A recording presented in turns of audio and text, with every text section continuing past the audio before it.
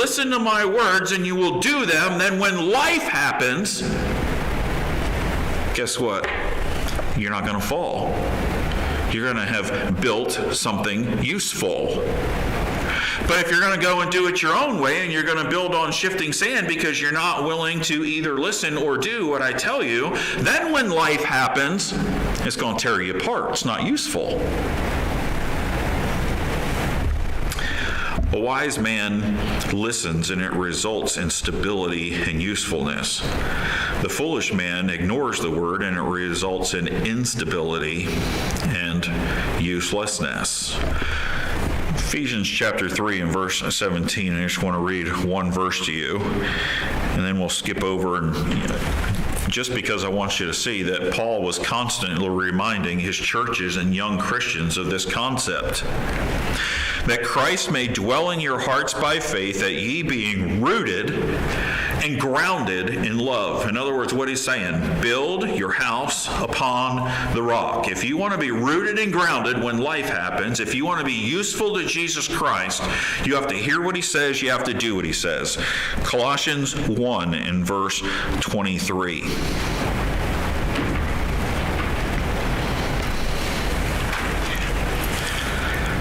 If ye continue in the faith, grounded and settled, and be not moved away from the hope of the gospel which ye have heard, and which was preached to every creature which is under heaven, whereof I, Paul, am made a minister. Again, grounded and settled, not moved. That's usefulness to Jesus Christ. Chapter 2 and verse 7, rooted and built up in him and established in the faith as ye have been taught, abounding therein with thanksgiving. Now, it's kind of interesting to me in that verse. It's hard to abound with thanksgiving if life is eroding the sand and breaking down the doors and tearing down the house, right? Can you imagine a person in a hurricane that's built their house upon the sand, and while the whole house is falling down around them, do you think they're sitting there in the middle of the wind and the rain being thankful? No, they're not being thankful. They're wondering what in the world's going on, and their whole life is in turmoil, and there's no usefulness for Jesus Christ.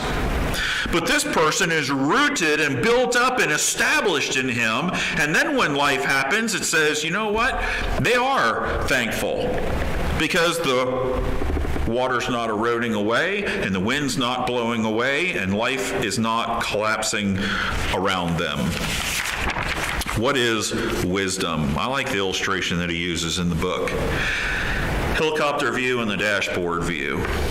Helicopter view, the bird's eye view of everything God is doing. There are a lot of people that think that if they're going to be wise or they're going to understand what's happening in the world today, they have to see the big picture and they have to understand everything that God is doing. Imagine like rush hour traffic report from Sky 5. You know, here's the traffic jam on such and such a road, and we're going to go over to this road, and we're going to see, and we're going to... They believe that with wisdom, life is equally understandable. Now, there's two problems. The first is it's easy to be very discouraged. If you're constantly trying to look at the big picture and you are constantly trying to see what's happening, then this goes wrong over here, and this goes wrong over here, and this goes wrong over here, and you're trying to figure out, well, how is this going to affect me and what's going to happen? And the other thing is it's easy to be overwhelmed because you're trying to control everything. You're trying to keep all these balls up in the air. Most of God's saints in the Bible did not have the big picture. Think about Abraham. God says, I want you to pick up and move. Did he tell him where? And he just simply told him, I'll tell you when you get there. And so he started moving. And then he gave him 3 big promises. Did he ever realize any of those 3 promises in their entirety in his lifetime? No. But says, Abraham believed God and it was counted unto him for righteousness, and he's one of the heroes of faith in Hebrews chapter 11. Oh, what about Joseph? You think Joseph saw the big picture when all of a sudden he goes out there obeying dad and he takes some bread and some cheeses out there to the boys? They take the bread and the cheese and then throw him in a pit and sell him to the Midianite band coming through and going to Egypt? Do you suppose he saw the helicopter view of everything that was going to happen, and so he was happy as could be while they were hauling him down to Egypt because he's going to rule the place someday? No, he has no idea. And he gets sold into slavery, and there you are in Potiphar's house, and he's making the best of it, and we'll get to that in a minute. But then he gets cast into prison, and if you're looking at the big picture, you say, man, Joseph's life is a waste of time. It's just train wreck after train wreck after train wreck. What about Job? You think Job knew the big picture of what was going on? You think Daniel knew the big picture of what was going on? By the time he's 80 years old, he has to be thinking, my goodness, Lord, can you not just send me one king that's not addle-brained and has enough common sense to see what in the world's going on here? Or the disciples. Imagine the disciples and all the miracles that they've seen Jesus do, and he's close to the end of his earthly ministry, and he's telling them, I'm going to have to die. And they're like whipping out the swords and whacking off Malchus's ear. Because they saw the big picture and they knew no, they didn't. And they didn't understand.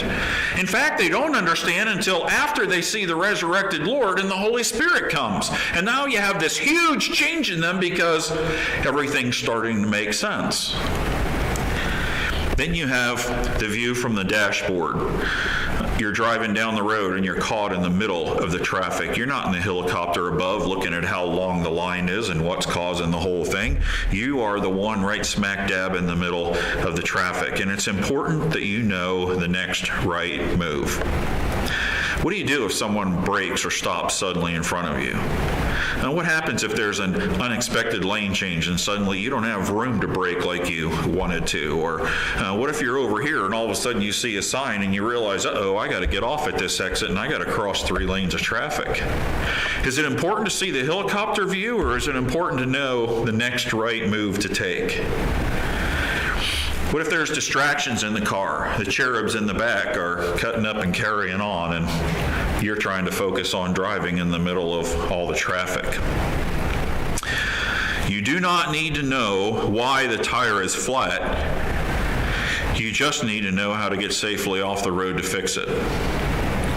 You don't need to know why the lanes ahead are blocked. You need to know how to merge so that you can get around it. Wisdom is not having God's view and perspective of the whole situation. It is having God's perspective on the next right response that will honor him and keep us useful to him. Let's go back to Joseph. First train wreck happens. Brothers take his valuable coat, means the world to him, right? Tear it, dip it in goat's blood, gonna send it back to dad. I'm sure Joseph is gonna feel horrible about that because he and his father have a great relationship. He gets sold to a bunch of Midianites, tells you where you stand in the family, right? You get down there and Potiphar buys you, and your only hope is, wow, this is an influential guy. At least I got a nice house and stuff to minister into. And so he starts applying himself, and he is, next right move, I am going to serve this guy with all my heart, with all my soul, and with all my might, because this is where God put me. And he rises to the top only to have falsely accused by someone, and he gets thrown into prison.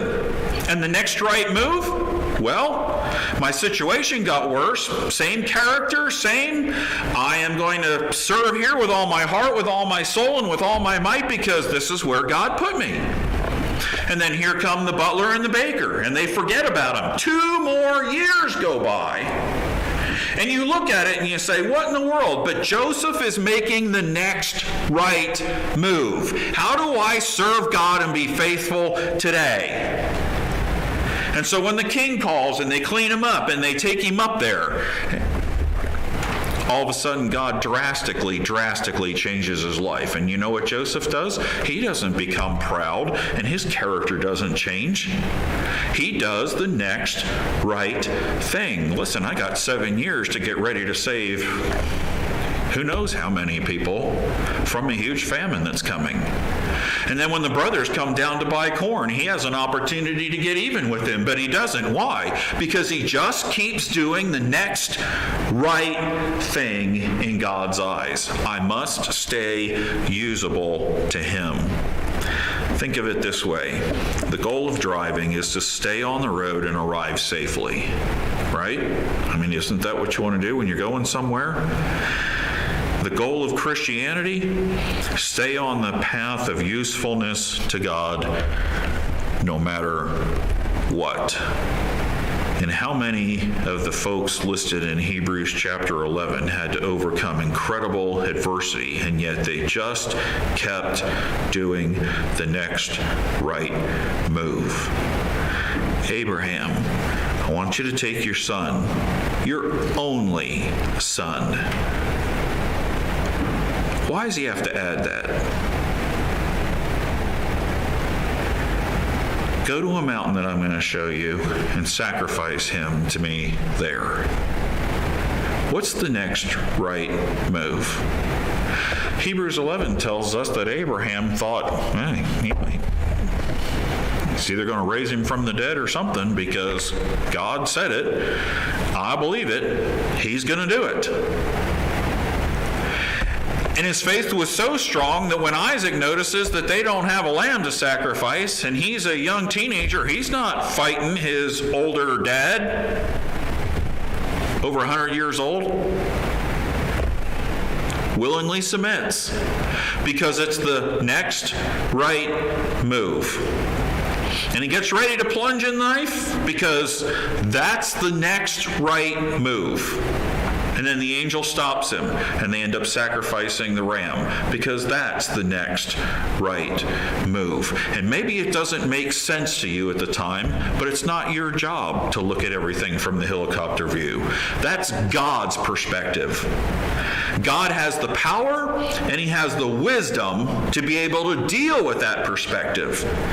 I don't have the power or the wisdom to be able to deal with the helicopter view. I'm busy enough trying to do the dashboard thing. That's a different perspective of wisdom. Praises or prayer requests tonight?